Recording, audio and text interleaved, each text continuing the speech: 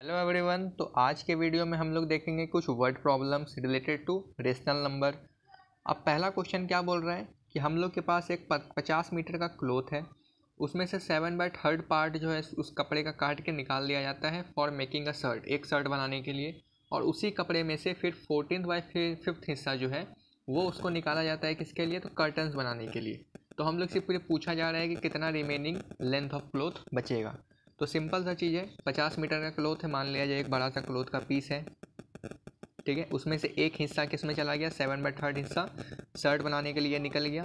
फिर उसमें से मान लिया जाए 14/5 हिस्सा किस में चला गया, कर्टन्स बनाने में, ये भी चला गया। अब इतना जो हिस्सा बचा है उस हिस्से का हम लोग को क्या पता करना है, तो लेंथ मेज़र करना है। तो हम लोग को ये पता करना है, तो एक एक करके हम लोग पहले पता करते हैं। तो सिंपल सा चीज़ बताना है कि इसका इक्वेशन क्या बनेगा। तो इक्वेशन सिंपल सा चीज़ है कि 50 मीटर कपड़े में से हम लोग का कितना निकल गया, तो 7/3 हिस्सा निकल गया। फिर इसमें से कितना निकला, इसी 50 मीटर में से, तो फिर हम लोग माइनस कर देंगे 14/5 मीटर को, ठीक है। ये इक्वेशन हुआ। अब दूसरा चीज़, अगर 50 मीटर को हम लोग अलग ही रहने देते हैं, इसको माइनस करना है किन से, इन दोनों से। तो हम लोग बारी बारी माइनस करने से बेहतर है कि पहले इस दोनों को ही प्लस कर लेते हैं, यानी इन दोनों नंबर को ही सम कर लेते हैं। तो 7/3 को प्लस कर देंगे 14/5 हिस्सा, मतलब हम लोग टोटल कपड़ा कितना निकला, एक बड़े से 50 मीटर कपड़े में से टोटल कितना कट निकल गया उसमें से, तो हम लोग पहले उसी को सम कर देते हैं, फिर 50 मीटर में से माइनस कर देंगे, तो हम लोग को रिमेनिंग पार्ट पता चल जाएगा। तो जब हम लोग इसको प्लस करेंगे तो कितना निकलेगा, तो एलसीएम ले लेंगे, 5 3 ज़ा 15, 3 के टेबल में 15 कितने टाइम्स में आता है, 5 टाइम्स में, 7 5 ज़ा 35, 5 के टेबल में 15 3 टाइम्स में, 14 3 ज़ा 42, ठीक है। सम कर देंगे इसका, 50 मीटर माइनस ये मीटर लिख रहे हैं, ठीक है, यहाँ पे सम कर देंगे 7/15, ठीक है। ये इतना हिस्सा जो है कपड़े का वो हम लोग का 50 मीटर के कपड़े में से निकल गया। अब हम लोग को इसको इजी बनाने के लिए इसके नीचे हम लोग 1 पुट कर लेते हैं, ताकि हम लोग को समझ में आए कि हाँ यहाँ पे एलसीएम हम लोग को लेना है, तभी हम लोग इसको क्या कर सकते हैं, माइनस कर सकते हैं। तो इस तरफ इसको सॉल्व कर लेते हैं। अब 1 और 15 में कौन सा एलसीएम होगा, तो ऑब्वियस सी बात है कि 15 1 ज़ा 15, मतलब कि अगर हम लोग इसका एलसीएम लेंगे तो 15 ही आएगा। 1 के टेबल में 15 कितने टाइम्स में आता है, तो 15 टाइम्स में आता है। तो 15 मल्टीप्लाई कर देंगे किससे, ऊपर वाले टर्म से, 50 से मल्टीप्लाई कर देंगे, फिर बीच में माइनस का साइन है। अब 15 के टेबल में 15 1 टाइम्स में आएगा, तो ऊपर वाले नंबर से हम लोग 1 से मल्टीप्लाई कर देंगे, ठीक है। ये तरीका तो बहुत पहले से ही सीखते आ रहे हैं हम लोग, 6 क्लास से ही बताया जाता है। 15 5 ज़ा 75, ज़ीरो है, ज़ीरो ऐड कर दिए, 17 7 ज़ा 77 और 15। अब हम लोग इसको माइनस करेंगे तो कितना आएगा, इधर 3 7 और 6/15 मीटर। हम लोग के पास कुछ इतना हिस्सा जो है कपड़े का वो बच जाएगा। तो इसी तरीके से हम लोग रेशनल नंबर का वर्ड प्रॉब्लम सॉल्व करते हैं। ये तो एक नॉर्मल सा इक्वेशन बना के बता दिए, लेकिन एग्जाम में अगर आता है तो सारा स्टेटमेंट लिखना पड़ता है। कितने मीटर का क्लॉथ है, कितना मीटर कितना किस में खर्चा हुआ, शर्ट बनाने में कितना हुआ, तो वो हम लोग को लिखना पड़ेगा स्टेटमेंट। अब कितना कर्टन बनाने में यूज़ हुआ तो वो लिखना होगा। अब रिमेनिंग क्लॉथ कितना होगा, therefore remaining cloth will be, therefore का सिंबल डाल देते हैं, remaining cloth will be 673/15 metre. इसको हम लोग इस तरीके से भी छोड़ देते हैं, या नहीं तो अगर इसको मिक्स्ड फ्रैक्शन में चेंज करना है तो उसमें भी हम लोग कर सकते हैं, दोनों ही सही है। अब दूसरे क्वेश्चन पे चलते हैं। तो दूसरा क्वेश्चन क्या बोल रहा है, अ ट्रेन कवर्स 256 किलोमीटर इन, एक घंटे में एक ट्रेन जो है वो 256 किलोमीटर ट्रेवल करता है। अब कितने डिस्टेंस में वो, मतलब कि हम लोग डिस्टेंस पूछा जा रहा है कि 35.8 आवर में कितना डिस्टेंस चलेगा। तो इसको समझने के लिए हम लोग को कुछ basic speed, distance and time का फॉर्मूला याद होना चाहिए। तो पहली बात, हम लोग को डिस्टेंस पूछ रहा है, तो हम लोग का डिस्टेंस का फॉर्मूला क्या होता है, distance is equal to speed multiply by time. ये हम लोग को याद होना चाहिए, पता होना चाहिए, ठीक है। तो डिस्टेंस पूछ रहा है, हाउ मच डिस्टेंस। तो डिस्टेंस पता करने की हम लोग को पहले क्या क्या ज़रूरत है, तो पहले स्पीड का ज़रूरत है। लेकिन यहाँ पे कहीं टर्म लिखा हुआ है, स्पीड नहीं लिखा हुआ है, सीधा क्या लिखा हुआ है, train covers 256 kilometre in hour. अब ट्रेन कवर्स 256 किलोमीटर, कितने घंटे में, इन एन आवर मतलब पर आवर की स्पीड से। तो हम लोग एक बार हम याद कर लेते हैं कि स्पीड का यूनिट क्या होता था, किलोमीटर पर आवर, मतलब कि कितना किलोमीटर चलता है एक घंटे में, यानी यूनिट घंटे में कितना किलोमीटर वो ट्रैवल करता है। तो स्पीड हम लोग का वही हो जाएगा, तो स्पीड हो जाएगा 256 किलोमीटर पर आवर। तो सिंपल सा चीज़, हम लोग को स्पीड मिल गया, कितना है 256 kilometre per hour. How much distance it would cover in 35/8 hour में, कितने मतलब कि वो मतलब क्या बोल सकते हैं उसको कि कितना डिस्टेंस वो ट्रैवल करेगा इतने देर में। हम लोग को इतना ही देर ट्रेन चलाना है, हम लोग को फिर डिस्टेंस पता करना है कि इतने स्पीड में ये कहाँ तक पहुँचा हुआ रहेगा। तो सिंपल सा चीज़ है। अब हम लोग डिस्टेंस पता कर लेते हैं, तो लिख लेंगे डिस्टेंस कवर्ड इन 35/8 आवर्स। तो कितना हो जाएगा, 256 को हम लोग क्या कर देंगे, स्पीड को मल्टीप्लाई कर देंगे टाइम से 35/8।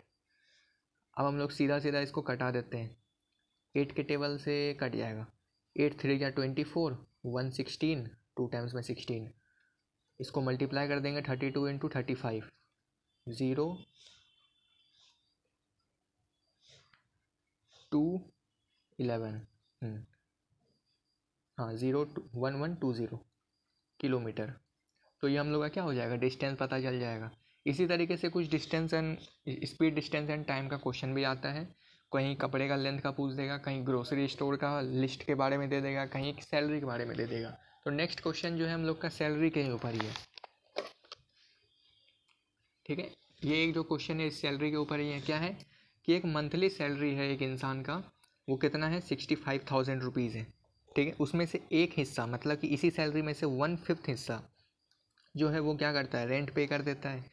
फिर हम लोग जब इस सैलरी को मतलब कि रेंट पे करके हटा देंगे तो फिर हम लोग के पास कुछ ना कुछ अमाउंट बचेगा। फिर उस अमाउंट में से 5/26 हिस्सा जो है वो अपने सैलरी का क्या कर रहा है, ग्रोसरीज खरीदने में खर्चा कर रहा है। फिर जो अमाउंट बचेगा, मतलब जब हम लोग इसको ग्रोसरी का खर्चा अलग कर देंगे, निकाल देंगे, तो फिर उसमें से वो क्या कर रहा है कि हाफ अमाउंट मतलब 1/2 हिस्सा जो है वो क्या कर रहा है, अपने कोई इधर के उधर के मतलब कि एक्सपेंसेस में वो खर्चा कर देता है। छोटी मोटी खर्चा जो बोलते हैं हम लोग घर के छोटे मोटे चीज़ों में जो एक्सपेंसेस कर देते हैं उसमें खर्चा कर देता है। फिर हम लोग को क्या पूछ रहा है कि उसका मंथली सेविंग कितना होगा, कितने आखिरी में इसके पास पैसा बचत होता है, मतलब बचता है। तो एक एक करके हम लोग क्वेश्चन को सॉल्व करेंगे। तो पहली बात हम लोग को लिखना क्या है, तो monthly salary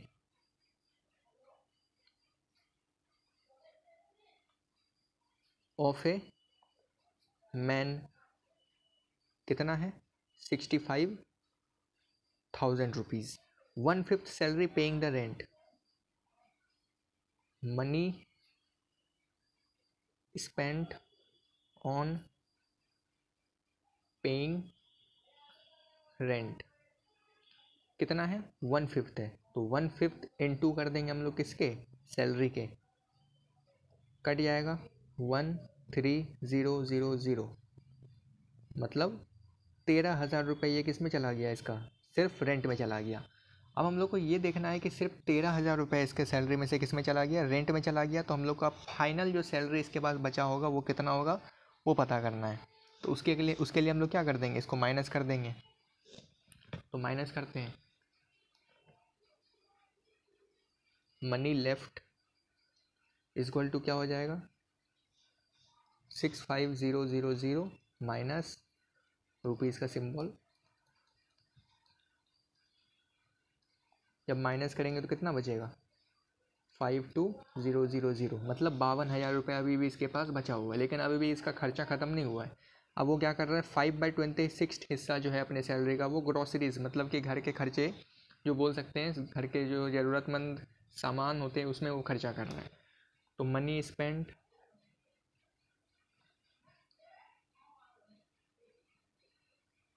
in buying groceries कितना है 5/26 हिस्सा, कितने में से, तो 52,000 में से। अब इसमें 65,000 का कोई काम नहीं है, 65,000 में से 13,000 वो रेंट में दे चुका है। अब कितना उसके पास बचा, तो 52,000। अब इसी में से बाकी और खर्चा उसको करना है, ये नहीं कि हम लोग फिर 65,000 ही ले लेंगे, हम लोग को इस अमाउंट को अब यूज़ करना है। तो 52,000 अब 26 इंटू 2 करेंगे तो 52 मतलब हो जाएगा, तो 2 बाकी जो ज़ीरो है उसको हम लोग ऐड कर देंगे। अब मल्टीप्लाई कर देंगे इधर, 5 2 ज़ा 10, जितना ज़ीरो है उसको ऐड कर दें, 3 ज़ीरो है। अब 10,000 रुपये इसके किस में चला गया, सिर्फ ग्रॉसरीज़ में और चला गया। 52,000 में से 10,000 फिर ग्रॉसरी में चला गया, तो फिर हम लोग क्या बोलेंगे, मनी लेफ्ट विथ हिम। अब और कितना उसके पास मनी बचा, तो माइनस कर देंगे 52,000 में से रुपीज़ 10,000 रुपये, तो कितना हो जाएगा 42,000। 52 में से 10 घटाएंगे 42 में आ जाएगा, सिंपल सा चीज़ है। अब नेक्स्ट क्वेश्चन में और क्या बोल रहा है कि वो हाफ मतलब होता है 1/2। यहाँ फिर से बता देते हैं, हाफ का मतलब क्या होता है 1/2 या 0.50, ये बोलते हैं ना 50%। अब वो अपना 50 मतलब कि हाफ जो सैलरी है, मतलब जो उसका बचा हुआ सैलरी है, वो किस में खर्चा कर देता है, इधर उधर जो फालतू की चीज़ें हैं उसमें खर्चा कर देता है, एक्सपेंसेस में। Money spent on other expenses लिख देते हैं, सिंपल। ठीक है, अदर एक्सपेंसेस में वो खर्चा कर देता है कितने रुपीज़, तो हाफ। कितने में से, तो 42,000 सैलरी में से। ठीक है, कटा देंगे इसको 21,000, मतलब 21,000 रुपये का वो फालतू कुछ भी, मतलब जो भी फालतू भी नहीं बोल सकते, जो ज़रूरी उसको लगा वो ख़रीद लिया। ठीक है, 21,000 रुपये का सामान। अब उसके पास कितना मनी बचा होगा, तो फिर हम लिस्ट लेंगे आखिरी में, मनी लेफ्ट, तो 42,000 में से कितना बचा उसके पास, अब खर्चा कर दिया इसने 21,000 रुपये का, तो 21,000 रुपीज़ अब इसके पास बचा हुआ है। हम लोग को क्वेश्चन में क्या पूछा था, how much is monthly saving. अब मंथली सेविंग किसको बोलेंगे, जो आखिरी में हाथ में बचता है, जब सारा खर्चा घर का निकल जाता है तो आखिरी में जो पैसा बचता है उसको हम लोग क्या बोलते हैं, मंथली मतलब सेविंग बोलते हैं। तो इसके पास आखिरी में अमाउंट कितना बचा, 21,000 रुपये उसका क्या है, मंथली सेविंग। तो हम लोग एक स्टेटमेंट लिख सकते हैं, मंथली सेविंग